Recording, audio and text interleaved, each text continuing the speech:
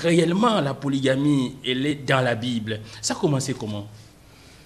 La polygamie a commencé dès la Genèse, lorsqu'il y avait sur la terre seulement deux êtres humains, Adam et Ève.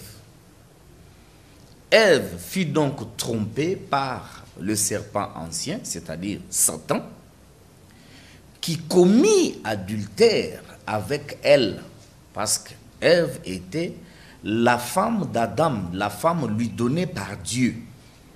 Mais avant qu'Adam vit, avant qu'il ne puisse vivre avec sa femme, il a été précédé par le serpent ancien, qui n'était pas un animal. Et il connut Ève, et Ève devint enceinte. C'est alors que Dieu vint, dans Genèse 3,16, lorsqu'il a commencé à juger Adam et Ève pour remonter, comme vous avez posé la question, jusqu'à l'origine du péché qui a engendré la polygamie. C'est au verset 16 de Genèse 3 que Dieu dit à la femme: je rendrai tes grossesses très pénibles. C'est avec peine que tu accoucheras. Tes désirs, ton désir se portera vers ton mari, c'est-à-dire le désir de la chair. Mais lui dominera sur toi. Voilà l'origine de la polygamie. Donc la polygamie est une institution divine à cause du péché d'adultère qu'Ève commit avec le serpent. Voilà, merci beaucoup, pasteur. Donc, Genèse chapitre 3, le verset 16. Alors, cette domination, pasteur, ce n'est pas...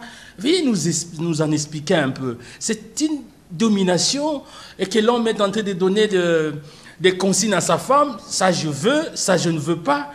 Quel genre de domination vous faites allusion quand la Bible parle de la domination ici? Les consignes que l'homme peut donner à sa femme, ça c'est tout à fait naturel parce que la femme est une aide.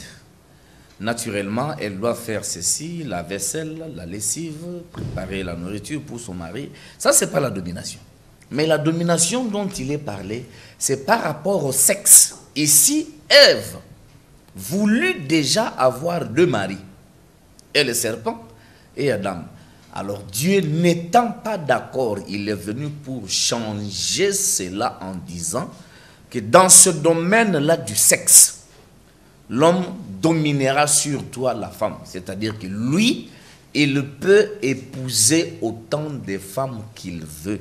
Mais toi, la femme, tu n'auras qu'un seul homme, un seul mari, tous les jours de ta vie.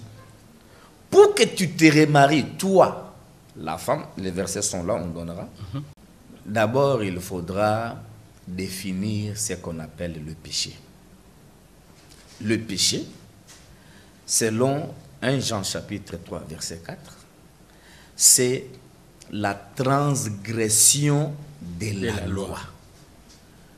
Ici, les mecs n'avaient transgressé aucune loi. Il n'a fait que suivre ce que le Seigneur avait déjà établi dans Genèse 3,16. Parce qu'il était un homme. Car la polygamie, ce n'est pas seulement pour les croyants ou les chrétiens, mais c'est pour tous les hommes de la terre. Donc, essayer d'incriminer faussement la polygamie parce que les mecs avaient pris deux femmes, cela relèverait d'une aberration et d'une manque de compréhension flagrante des écritures bibliques.